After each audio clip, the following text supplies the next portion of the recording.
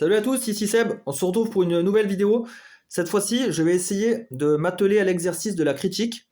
Donc, on va faire une double critique sur les deux jeux que vous voyez à l'écran.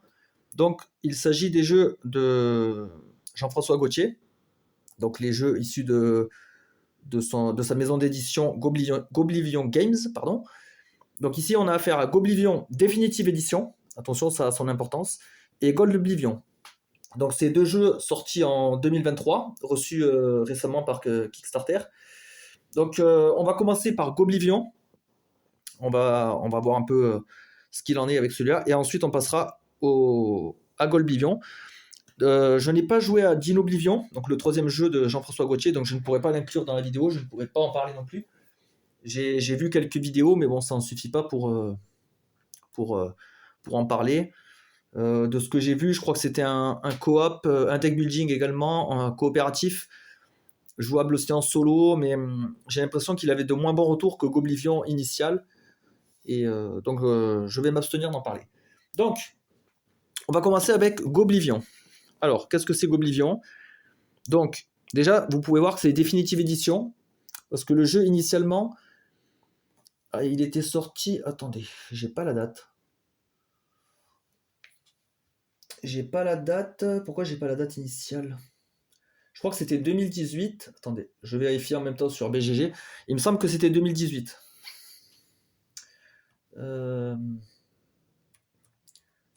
Goblivion. 2018, c'est ça. Donc voilà, le jeu initial, Goblivion, est sorti en 2018.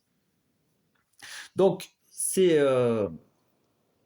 Jean-François Gaultier, donc l'auteur du jeu, qui s'attelle également aux illustrations. Donc c'est un style assez particulier. C'est plutôt humoristique. Et moi j'aime bien le côté humour en fait. Au moins ça change un peu des jeux sérieux à la Hero Realms et autres deck building qui se prennent au sérieux.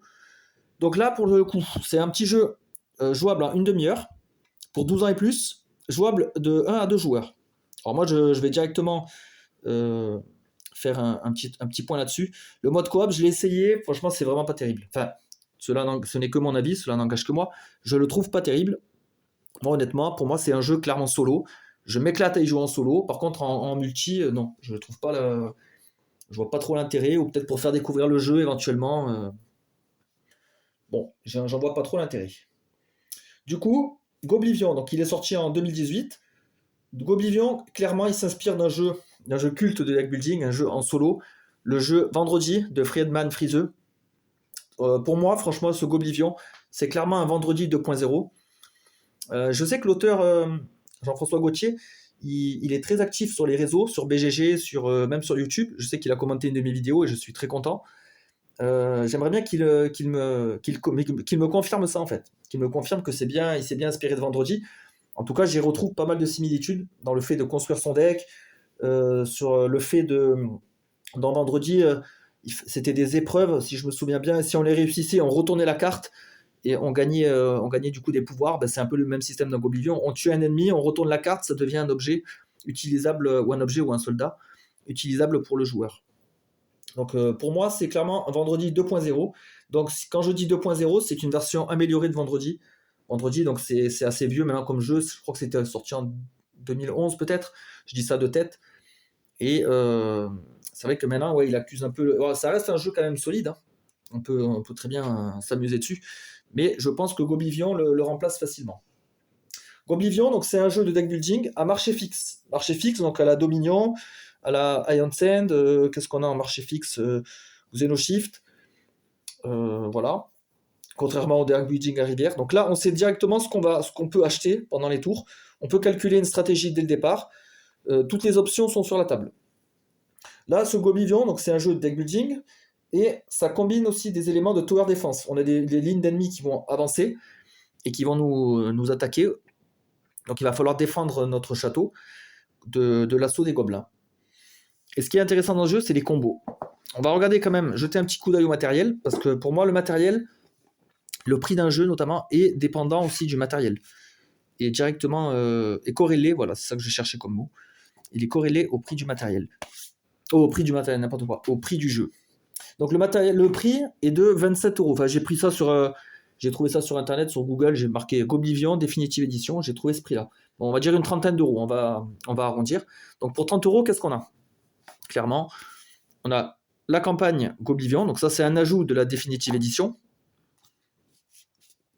On a un livret de règles, bien sûr. On a un plateau pour le joueur, avec le château. Hop, c'est recto verso, c'est français et anglais en fait. On a les deux. En fait, on a la version anglaise et française dans la même boîte. Je pense que c'est pour réduire les coûts d'impression. On a un plateau, voilà, où on va pouvoir faire avancer les gobelins. C'est notre château, donc vous voyez un petit plateau illustré, c'est assez sympa. Après, ça va être composé majoritairement de cartes, bien sûr, et quelques tokens, quelques jetons de bonne qualité aussi, des gros jetons. On a le jeton entraînement. Et les cartes sont de bonne qualité. Donc franchement, moi je trouve que pour 30 euros, c'est très correct. D'autant plus qu'il y a une forte rejouabilité. Donc c'est-à-dire qu'on va pouvoir enchaîner pas mal de parties avant de s'ennuyer, selon moi en tout cas. Moi qui suis fan de deck building, j'adore vraiment ce jeu-là. Donc déjà, je vous spoil un peu mon avis final. Qu'est-ce qui change éventuellement par rapport à la version de base? La définitive édition, en fait, elle rééquilibre un peu le jeu de base, notamment certains villageois. Donc les villageois sont ces cartes-là. Hop. C'est ces cartes-là, ces cartes de départ. Donc Jean-François Gauthier a rééquilibré certaines cartes. Il en a retiré certaines et ajouté d'autres. Cela nous a ajouté aussi un roi ou une reine, enfin un personnage de départ. Donc maintenant on en a 7. Donc toujours intéressant, ça c'est un personnage qu'on aura au départ, qui nous donne finalement une ligne directrice et une petite stratégie. Un garde du corps aussi, qui est une garde qu'on peut mettre de côté. Voilà, un setup initial. Donc ça nous ajoute un personnage comme ça. Ça nous ajoute des boss. Donc on a plus de boss qu'auparavant. Donc ça c'est aussi intéressant. Parce qu'on ne va pas jouer avec tous les boss durant la partie. Et aussi, ce qui est intéressant là-dessus, c'est que pour le marché, on va avoir plus de cartes aussi. Il me semble que maintenant on en a 12. On a 12 cartes différentes achetables. Donc ça, il y était dans le jeu de base. 1, 2, 3, 4. Ouais, lui, il n'y était pas. 5, 6. Lui, il n'y était pas non plus. 7, 8, 9. Ouais, c'est ça, voilà. C'est ce que je pensais, en fait. Je voulais juste confirmer. Donc avant, il y avait 9 cartes achetables. Parmi celles-là, vous voyez, c'est des tas de cartes. Hein. Il y a 4 exemplaires, ou 2 parfois, selon certaines cartes. Voilà, là, le prêtre, par exemple, il y en a 2. Lui aussi a été rééquilibré. Donc, rééquilibre de certaines cartes, des ajouts, des modifications. 3 cartes de plus pour le marché. Donc, toujours intéressant pour la variabilité et la rejouabilité. Et des nouveaux ennemis.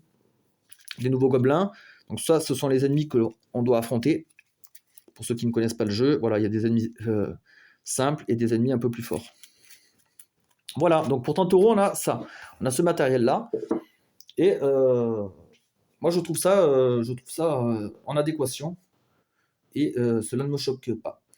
Donc, quels sont les points forts de ce jeu, finalement? Donc, moi, je dirais l'humour. C'est vrai que j'aime bien, c'est rafraîchissant. C'est un humour, je sais pas, Bram, celui-là, voilà, l'épée. Excusez-moi, il y a un cheveu là qui m'embête. Voilà. La mienne est plus longue, voilà, c'est tout con. Hein. Laissez-moi bidouiller ça. Attendez, il y en a un que j'aime bien. Ah ouais, voilà, lui, l'odeur, c'est moi, je sais pas. Moi, je trouve ça rigolo. Les dessins aussi. Voilà, un petit gamin. L'aubergiste, voilà, ça c'est une carte complètement nulle qui nous donne moins de force, elle nous pénalise finalement. Le mendiant, voilà, vous voyez un peu le style d'illustration. Ben moi j'aime bien ça, voilà, ça change. Donc l'humour. Deuxième point fort selon moi, le challenge. Franchement, le challenge proposé, il est assez relevé, je trouve. Hein. Il est assez relevé, même en difficulté normale. Moi, c'est la configuration que j'utilise le plus. Et je trouve que c'est déjà chaud. Hein. Franchement, déjà, arriver jusqu'au boss, il faut survivre à la vague des gobelins. Il faut builder son deck. On a des ressources qui représentent nos points de vie. Il faut essayer de les maintenir toujours au-dessus du positif, sinon on perd la partie. On a le pouvoir du roi de l'arène qui est activable une fois. Donc une fois qu'on l'a activé, après on est un peu plus vulnérable. Donc je trouve que le challenge est vraiment présent. Et ce qui fait aussi le sel du jeu, pour moi, c'est les combos. Donc ça, c'est relatif aussi au deck building. Hein. Beaucoup de deck building utilisent les combos pour faire des enchaînements d'actions. Et celui-là, c'est vraiment top. On peut faire des trucs de fou. Si vous avez vu mes précédentes vidéos, vous avez dû un peu voir des trucs. On peut défausser une carte, en piocher une autre, la mettre en garde du corps, la reprendre, détruire une carte, gagner plus 2, gagner une ressource, tuer un ennemi. Enfin, ça part dans tous les sens. Au plus on a de cartes, plus les combos peuvent être terribles. Et là, c'est là où le jeu prend tout son sens, tout son sel. C'est que ces combos, ils sont jouissifs. C'est vraiment très très plaisant de réussir ces combos. Très plaisant de réussir à vaincre les 3 ennemis. Quand il y a 3 ennemis à nos portes, qu'on arrive à tous les claquer, on est très content.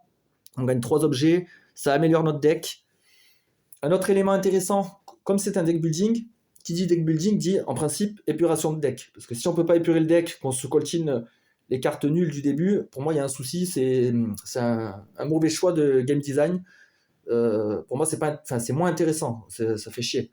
Ça fait chier de piocher des mains pourries au bout d'un passé un certain moment. Le but d'un deck building, c'est au bout d'un moment d'améliorer son deck et de piocher des super cartes et de faire des super tours. Et bien dans ce jeu-là, c'est ce qui est super, c'est qu'il y a plein de moyens d'épurer le deck. Il y a un moyen automatique, c'est finalement la phase d'entraînement. Au début, un tour est décomposé en deux phases, enfin même 3. Vous voyez, entraînement, l'ennemi avance et combat éventuel. La première phase, c'est l'entraînement, et c'est là où on va pouvoir gagner des cartes améliorées et détruire des cartes de base. Donc ça, c'est déjà, on sait que quasiment à tous les tours, on va éliminer des cartes, et après, il y a d'autres cartes qui nous disent vous pouvez éliminer une carte de la défausse, vous pouvez éliminer une carte en jeu, etc. Donc on peut vraiment optimiser son deck très rapidement, et ça, c'est intéressant aussi. On n'est pas obligé d'attendre 45 tours avant d'avoir un deck efficace. Donc voilà pour les points forts. Donc l'humour, le challenge, les combos et l'auto-épuration du deck. Pour un deck building, pour moi, c'est essentiel. Et là, vu que c'est automatique, c'est compris dans la mécanique, c'est encore mieux. En termes de difficulté, donc pour moi, ouais, elle est bien présente. Déjà en mode normal, c'est assez chaud. Et comme je vous ai dit, après on peut jouer en hard. Après il y a le mode campagne. Le mode campagne, ah oui, il faut que j'en parle. Pour moi, je le mets pas dans les points forts, malgré que j'adore le jeu. Mais moi, si j'y joue, je ferai que des parties one shot. Je vais vous expliquer pourquoi. La rejouabilité, pour moi, elle est présente. Donc moi, j'aime bien enchaîner beaucoup de parties des jeux. Donc il faut qu'il y ait de la variabilité, il faut qu'il y ait du contenu. Donc par exemple là des créatures, des boss, voilà, il faut qu'il y ait beaucoup de rejouabilité pour que le jeu puisse me plaire sur le long terme. Et là je trouve que c'est le cas. C'est le cas. Alors certes, j'aurais bien aimé un peu plus d'ennemis, un peu plus de villageois, de boss. Ben, forcément quand on aime un jeu, on en veut toujours plus. Mais honnêtement là c'est déjà pas mal. On a déjà de quoi faire, honnêtement. Moi j'avais déjà beaucoup joué à l'ancien Goblivion, qu'après j'ai revendu parce que je savais que j'allais avoir celui-là. Et quand j'ai eu celui-là, j'étais très content, je l'ai ressorti, j'ai fait une dizaine de parties et je m'éclate. Voilà, à chaque fois que je le sors, je sais que je m'amuse. Ça, c'est indéniable. Donc, un super jeu, vraiment. Parmi les défauts, alors, on va citer des défauts éventuels que j'ai récoltés, glanés de droite de gauche. L'aléatoire. Donc, l'aléatoire, comme c'est un deck building, c'est vrai qu'au début, on a un deck marché composé deck villageois composé de 20 cartes. Ben, sur les 20 cartes, il peut y avoir des -2, comme on a vu, il peut y avoir beaucoup de 0, et à contrario, on peut avoir des 2, des 1, voilà. Ça, c'est une config initiale aléatoire, donc c'est vrai que ça peut... Voilà, certains sont frustrés par ça. Moi, ça me dérange. Ben, dans ce jeu-là, c'est pas grave, parce que c'est un petit jeu de 30 minutes. Si je fais une mauvaise partie, je vais en relancer une derrière. C'est pas un souci. C'est pas un jeu de 4 heures où je vais devoir m'investir mentalement, etc., et passer un temps fou. Là, je sais que c'est un petit jeu, c'est pas grave de perdre. Je m'amuse quand même, je passe toujours un bon moment. Voilà, donc en tout cas, l'aléatoire, ceux qui sont allergiques vraiment, n'y allez pas, hein, je sais pas. La difficulté, donc pareil, pour certains, ça peut être un défaut de perdre plus que de gagner. Moi, pareil, ça me dérange pas. Je préfère avoir un bon challenge sur les jeux solo. Comme ça m'oblige à y revenir et ça me maintient en haleine, quoi. Si c'est trop facile, pour moi, c'est pas intéressant. Avant d'oublier, parce que je l'ai pas mis dans mes notes, mais le mode campagne, honnêtement, moi j'en entendais. Ça, c'est venu avec le mode, avec la Definitive Edition. Moi, j'en entendais mieux que ça. Je sais pas, j'ai pas aimé le système avec les étoiles. Je trouvais ça un peu alambiqué. C'est dommage parce qu'il y avait une bonne idée de départ. Le fait de devoir tenir 7 sièges avec les personnages, donc un personnage par siège, et avec des règles spéciales à chaque fois. Mais je sais pas, le système d'étoiles qui oblige à rejouer 2 parties pour débloquer des cartes. Pour les autres parties, alors c'est bien sur le papier, mais ça veut dire que les premières parties vont être plus difficiles et les suivantes vont être beaucoup plus simples. Une fois qu'on aura débloqué beaucoup de cartes, en fait, on sera hyper fort, on va rouler sur le jeu, je sais pas. Non, je sais pas, en plus, ouais, on nous dit qu'on peut débloquer 6 étoiles, mais je sais pas, moi j'aurais préféré qu'il y ait des paliers, par exemple, en nous disant, si vous avez de 1 à 3 étoiles en score, vous débloquez une carte. Si vous faites 6, donc 6 sur 6, ça nous oblige comme ça à avoir le high score. on débloque 2 cartes, je sais pas. J'aurais pas tourné ça comme ça. Donc c'est un supplément. Donc est-ce que je le mets dans les points négatifs, dans les défauts, je sais pas. Parce que c'est durable, quoi. Donc on peut très bien passer à côté, s'amuser avec le jeu sans ça. Donc bon, on va le mettre entre les deux, quoi. C'est un point fort parce que c'est un ajout et un point faible parce que je sais pas, c'est pas aussi abouti que ce que j'aurais espéré. J'attendais autre chose. On continue. Sur les défauts, alors il peut y avoir les illustrations. Il y en a qui vont être pas du tout fans de ces dessins rigolos, de ces gobelins un peu farfelus. Bah ouais, je peux comprendre qu'on n'aime pas. Moi, ça me dérange pas. Honnêtement, sur un petit jeu comme ça, en plus c'est rigolo, c'est un thème marrant. Sur ce jeu-là, ça me dérange pas. Il y a d'autres jeux peut-être où je vais être plus exigeant, mais là-dessus, bon. Mais je peux l'entendre. Et dernier défaut que j'aurais relevé éventuellement, c'est plus de variabilité. Donc ça, c'est ce que je vous disais. Hein. C'est vrai que moi, si on me propose le même jeu avec 2 fois plus de boss, 2 fois plus de persos, peut-être plus de cartes de départ, des cartes comme ça, là, améliorables, et qu'on puisse faire une espèce de tirage aléatoire, bah, moi je serais ravi. Hein. Et d'ailleurs, j'ai demandé à Jean-François Gauthier s'il pouvait sortir des extensions. À voir, ça va dépendre du succès du jeu, c'est toujours pareil. Voilà, donc j'ai fait, je pense, le tour de Goblivion Definitive Edition. Je pense pas avoir oublié de points. En conclusion, moi c'est vraiment un jeu que je recommande chaudement pour du jeu solo, pour des parties rapides. Donc le soir, quand on rentre du travail ou quand on est fatigué, etc. Ça se sort très très bien.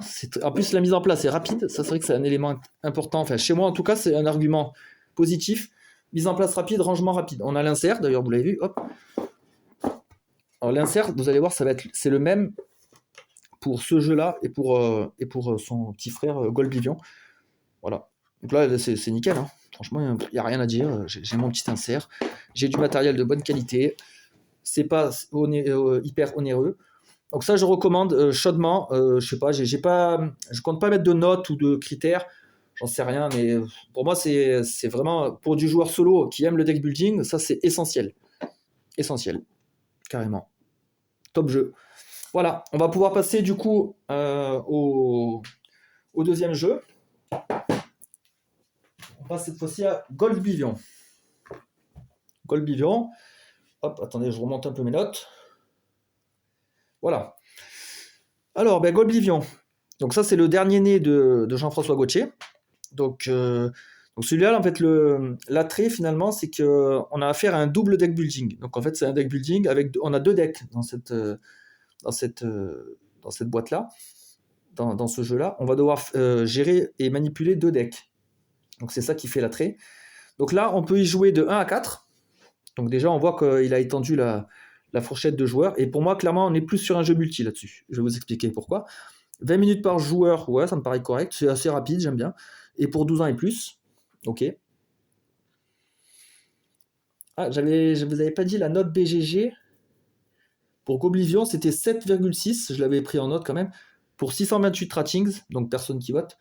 Et celui-là, Goblivion, 6,8 pour 89 ratings. Donc on voit déjà que celui-là est beaucoup moins bien reçu. Bah, pour moins de votes, clairement.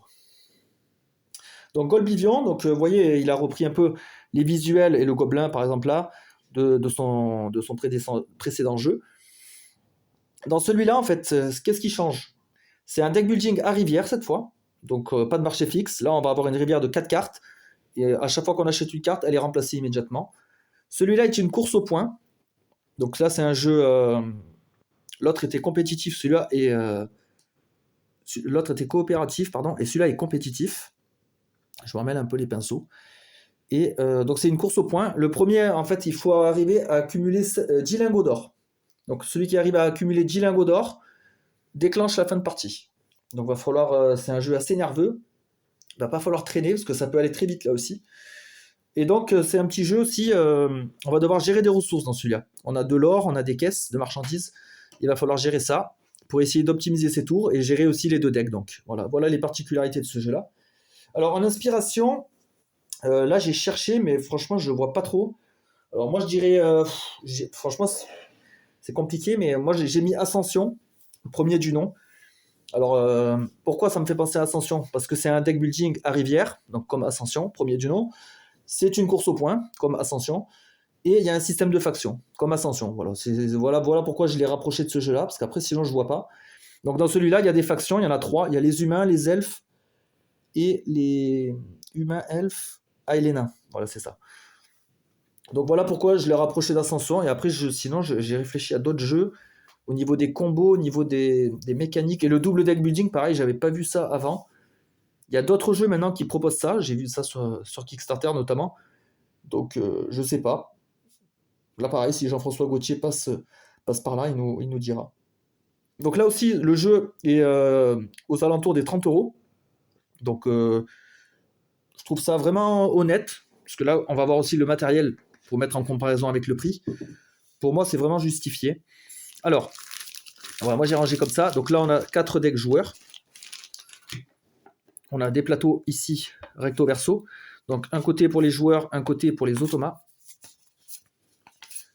Voilà, donc ça c'est pour nous, et ça c'est les automates. Donc on a du facile, on a un normal ici, et on a 2 niveaux hard différents, avec des configs différentes. Livret de règles, bien sûr. Les règles sont... j'ai pas parlé des règles de Goblivion, mais pour moi il n'y avait pas de souci. Hein. Il n'y a pas de souci à chaque fois, franchement c'est plutôt bien écrit. Et puis l'auteur est hyper accessible, donc c'est-à-dire que vous avez un souci, vous pouvez tout de suite le contacter, même sur BGG et tout, il répond très vite. Donc pour ça, je l'en remercie. Tant que j'y suis, je vous le rappelle, si vous ne le savez pas, ce jeu-là, il est présent sur BGA. Donc on peut y jouer en multi et en solo. Voilà, ça c'était la petite parenthèse BGA. Ça, à la limite, on pourrait le mettre dans les points forts. Ouais, carrément. On a un plateau ici, hop, voilà. Avec des emplacements de cartes et tout, donc ça, c'est sympa. Voilà, et après c'est comme ça. Donc on a le même insert que dans Goblivion, sauf qu'il y a 2 fois plus de matériel. Donc c'est un peu le Bronx. Donc ça, on va en parler dans les points négatifs, parce que pour moi, ouais, l'insert, il est pas si bien adapté pour ce jeu-là, en tout cas. Bon, il est fonctionnel, hein, parce qu'on voit que tout est contenu dans la boîte, mais il n'est pas optimal, voilà, c'est ça. Par contre, pour 30 €, on a quand même du matos, là aussi. On a beaucoup de cartes. Vous voyez. Ça, c'est toutes les cartes du marché. Alors, il y en a un bon tas, mais elles sont en 2 exemplaires chacune. Voilà. Donc, il y a ça. Ici, on a les tuiles combat. Donc là aussi, ça c'est le symbole premier joueur. Un gros token en bois. On a les tuiles combat. Avec toujours des petits gobelins. Et il a repris les visuels de Goblivion. Le dragon, etc. Une hydre. Voilà, donc ça c'est sympa aussi. Des petites tuiles. On a 2 dés, 2 gros dés. Là, ce que j'aime bien, ça, les pépites d'or. Donc ils ont pris des petits trucs comme ça. Là. Je trouve ça sympa. Et des gros tokens comme ça pour symboliser 4 pépites ou 10. Et je crois qu'il y avait une version de luxe aussi de ça, il y avait un tapis et tout qui avait l'air sympa, mais je ne l'ai pas pris perso. J'ai failli céder, mais finalement je me suis retenu. Les petits cubes en bois pour symboliser les marchandises, les caisses de marchandises. Token magie.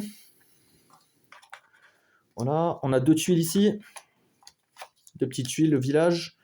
Là on a nos petits standees là pour les factions, en fait, pour nos personnages. Les decks combat. Donc là, c'est des plus petites cartes que les autres. En comparaison, celles-là, hop, elles sont un poil plus petites. Voilà. Et on a 5 personnages, 5 personnages jouables. Avec chacun une orientation stratégique. Lui, c'est le nain. Il y a 2 nains, une elfe et les humains. Voilà. Donc voilà, en termes de matériel, ça va, c'est assez fourni. Moi, j'aime bien. Pour 30 €, on n'est pas lésé. C'est qualitatif. Donc, on va passer au point fort. Donc déjà, premier point fort, comme on l'a dit tout à l'heure, c'est présent sur BGA. Donc c'est un petit plus, ça. Il y en a qui s'en foutent. Il y en a qui vont jamais sur BGA. Moi, j'aime bien. Moi, je joue beaucoup en jeu physique et je joue aussi beaucoup sur BGA quand j'ai pas le temps ou quand c'est le soir. Quand j'ai pas le temps de déballer un jeu, je suis un peu pris par le temps. Ou je suis en extérieur, je peux jouer sur mon téléphone aussi à BGA. Ben voilà. Donc c'est nickel. Qu'est-ce qui est bien dans ce jeu ? Qu'est-ce qui est bien ? Moi, je trouve que ce sont les combos.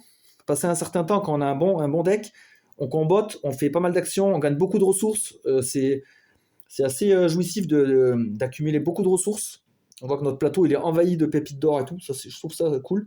La nervosité aussi, donc ça va très vite. Comme c'est une course au point, ça peut aller très très vite. Il y a les 2-3 premiers tours, ils sont assez lents. Et après, une fois que le moteur est lancé, ça va à fond. Donc pas mal. J'avais marqué collecte de ressources, ça c'est cool. Et la collecte de ressources, en fait, ce qui est bien dans le jeu, c'est qu'elle est liée au système d'auto-épuration du deck. Donc là aussi, on a un système pour pas s'embêter avec des cartes qui vont nous dire détruisez des cartes de votre pioche, tout ça. Il y a un mécanisme directement au début des tours. Ils vont nous dire vous devez détruire sur 5 cartes, on pioche 5 cartes par tour. Ils vont nous dire vous en prenez une et vous la glissez sous le plateau. Donc ça peut être de ce côté-là pour gagner des pépites d'or ou de ce côté-là pour essayer de gagner des marchandises. Sauf que là, il faut 2 cartes. Et en tous les cas, à tous les tours, on va le faire. Donc notre deck va s'auto-épurer systématiquement. Donc ça, c'est un point fort. Au moins, on n'a pas à s'embêter avec des cartes d'épuration. Et ça accélère le jeu parce qu'après, on retrouve plus rapidement nos bonnes cartes pour toujours de meilleurs combos. Donc voilà les bons côtés. Après, au niveau du visuel, bah, c'est comme Goblivion. Hein. Si on a aimé les visuels de Goblivion, on aimera certainement celui-là. Là aussi, il y a de l'humour. Attendez, je cherche. Il y a l'espèce de mine là, qui ressemble à McDo. C'est un joli clin d'œil, j'aime bien. Je ne vais pas la trouver. Ah si, elle est là. Voilà, il y a ça par exemple, ça c'est marrant. Bon, comme les enfants ils ont vu ça, ils étaient contents. Eux, ils se régalent à trouver tous les détails, à dire ouais, il y a un soda, il y a un machin. Eux, ils se régalent. Moi, j'aime bien aussi. Et il y en a un autre que j'aime bien. C'est là, voilà, les petites jumelles de Shining aussi. Donc, ouais, c'est assez sympa. Donc, voilà pour les points forts. On va passer les défauts. Alors, les défauts. Moi, déjà, l'insert. L'insert, bah, c'est bien. Ils ont fait le même. En fait, je pense que là aussi, c'est pour réduire les coûts. Par contre, pour ce jeu-là, il est moins optimisé. Hein. Il est beaucoup moins optimisé. C'est un peu le bazar quand même. Ouais, je sais pas, il aurait fallu peut-être plus segmenter ou je sais pas. Trouver des compartiments pour les cartes, parce que là, c'est un peu le bazar. Moi, j'ai fait un peu du bricolage pour ranger tout ça.